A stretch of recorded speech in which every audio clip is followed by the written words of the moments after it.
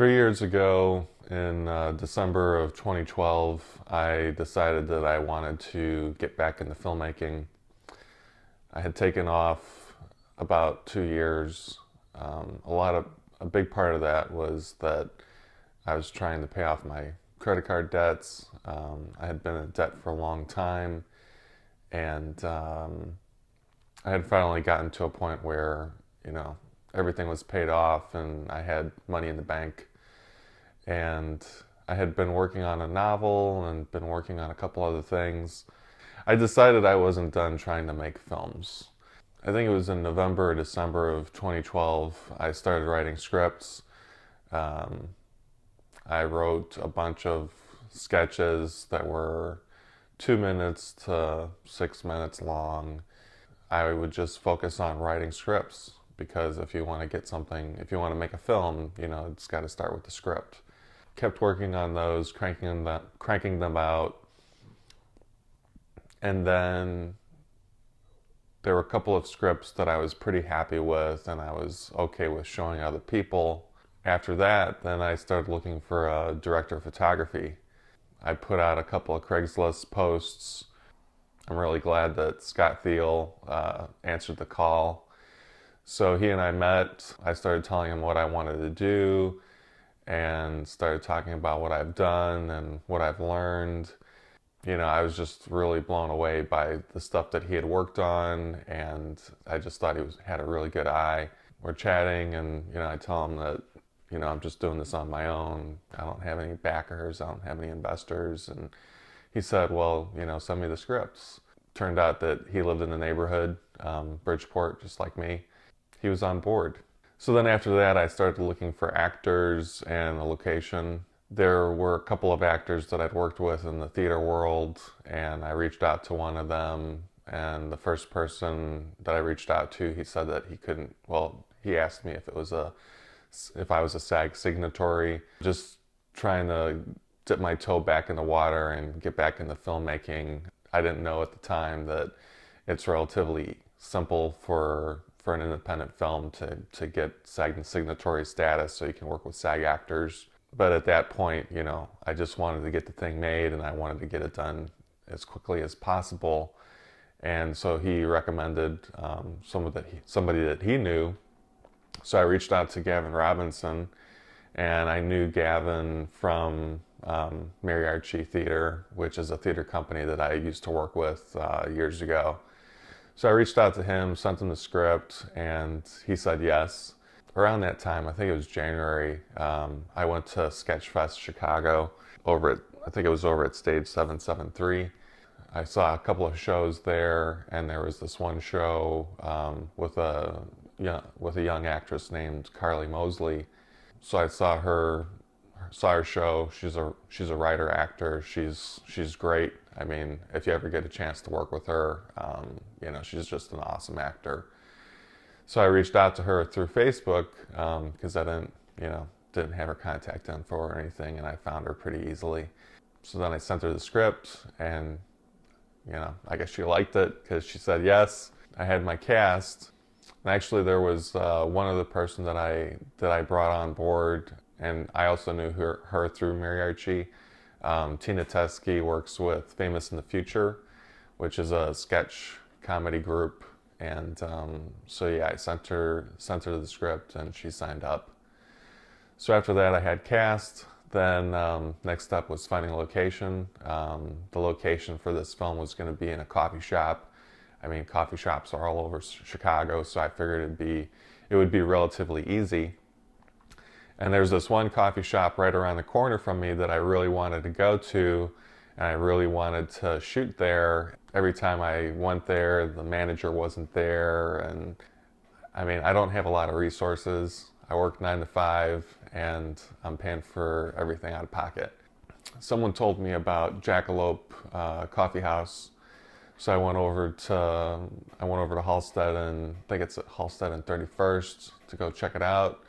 I talked to January, who's the owner there, and I was pretty flabbergasted because pretty quickly she said yes. So then suddenly I had a location. So I had my cast, had my script, had my location. I had Scott, who's my DP, and I didn't have any crew. Luckily, Scott had been around for a while in Chicago, and he brought on two of his friends, or two of his associates. So then we had a crew. I'm sorry to say that we didn't have a dedicated sound person for really seriously really. We had a gaffer, a grip, a DP, and me. The gaffer, grip, and myself, we all dealt with sound recording. H4n Zoom, uh, had a mic on a boom pole, and I feel that the sound turned out really well. We shot the film. We shot the film in about a half a day. We had this back room at Jackalope from pretty much when they open at 9 a.m. until about, I think, noon or 1 o'clock. It was just an amazing experience. I mean, I got there probably an hour before the call for crew or actors, just because I couldn't really sleep, and it was my first time as a full-on writer-director directing his first short film. Cast got there early, crew got there on time, crew set up lights, and I had storyboarded everything, and I'd walked through everything with Scott probably a week before or something, or a few weeks before. So he pretty much knew what I wanted. We were doing basic coverage on Gavin, coverage on Carly, and then I also wanted to do some inserts because there are some things that he does there are some things that Gavin's character does that are kind of creepy, and so I wanted them to be highlighted. I learned how to edit on iMovie. I showed a rough cut to Scott. He gave me some notes. I made some edits. Now it's 2015, and since then I've done like I did 4 that year. I did four films in 2013. I did 3 films last year, and I've got a couple things that I'm working on that I'm not ready to talk about yet. Things have been getting exponentially bigger. The amount of films that I've been able to put together are getting, I'm just amazed at how things can snowball and how things can kind of graduate from one thing to the other. We just shot probably one of the bigger films that I've worked on this past year, and it was a mockumentary, and we're still working on the edit for that. I've completed a rough assembly and going back and forth with the director to get that edited. In a nutshell, that's how I did my first short film, Really Seriously Really. I'll link it below.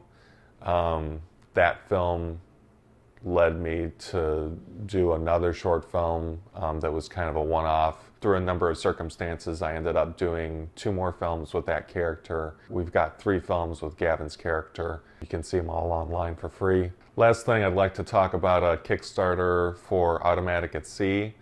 It's a Kickstarter being put out by Caesar Media and Matthew Lesner. I highly recommend checking it out. Matthew is a great filmmaker. I mean, some of the things that I've seen him do on Vimeo, it's just beautiful cinematography. He's got a very surreal aesthetic. If you like David Lynch, or if you like anybody who kind of leans to the surreal, like David Cronenberg, but without the body horror, I definitely recommend checking out Automatic at Sea. They've got a Kickstarter running. They've got a couple days left. I went ahead and I pledged $20, which will give me a download of the finished feature film. And it's just a very interesting, very unique film that they've created. They're in post-production and they need to get some things done, and they need everybody's help. If you're a film lover, if you like to dream, if you want to be part of a film, check out Automatic at Sea. They've got a Kickstarter running through the weekend. So yeah, check them out and donate, pledge. If you're seeing this a week from now, then, you know, definitely check them out on the web, because I look forward to seeing when this film comes out. All right, I think that's about it for the Filmmaker Friday. I got to go to work.